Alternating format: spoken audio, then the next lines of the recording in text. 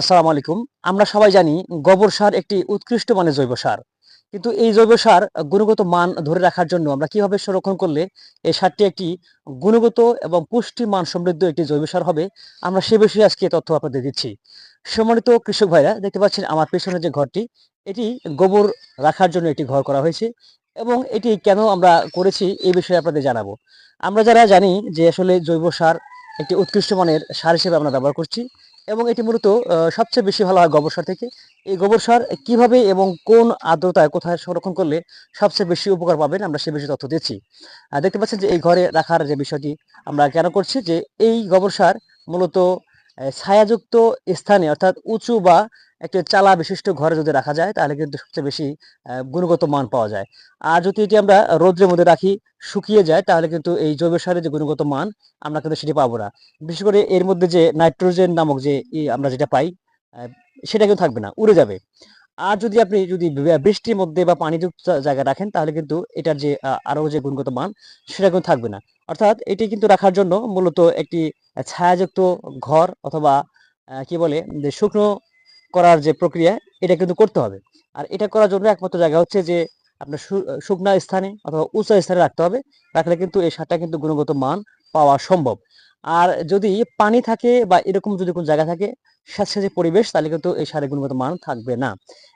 এটাই হচ্ছে যে এক কথা, এই সারটা যখন আপনি রাখবেন ঝুরঝুরে হবে কিন্তু পানি থাকবে না। এরকম মুষ্টি করলে দলা হবে কিন্তু আবার ছেড়ে যাবে।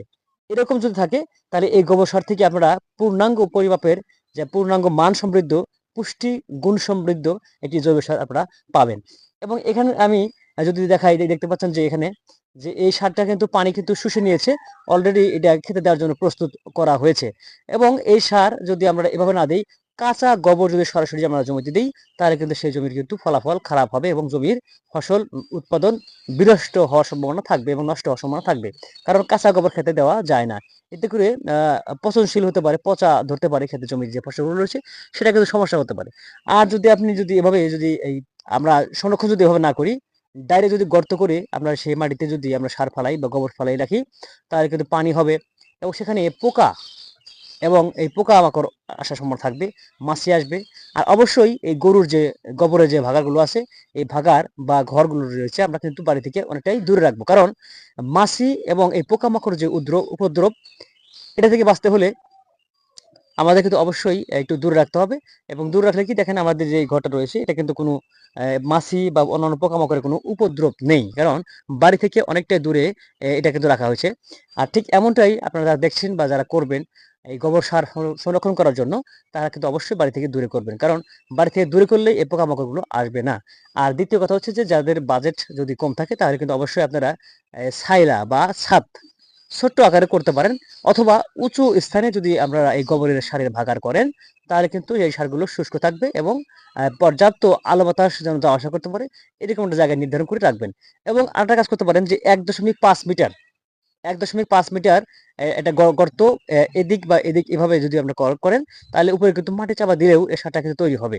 কিন্তু সেটা একটা পরিশ্রম সাধ্য ব্যাপার।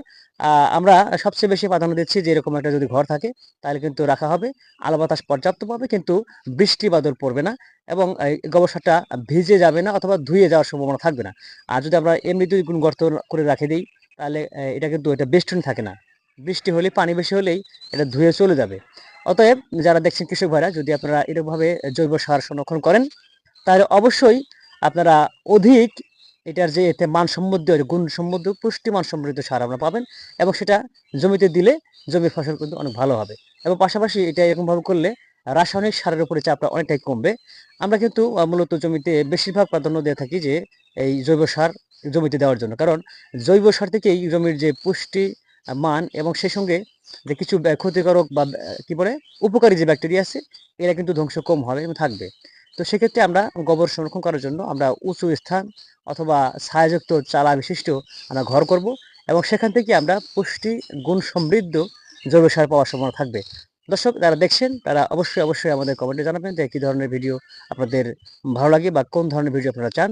বিদায় দিচ্ছি, আমি আশরাফুল ইসলাম। আসসালামু আলাইকুম রহমতুল্লাহ বারকাতুহু।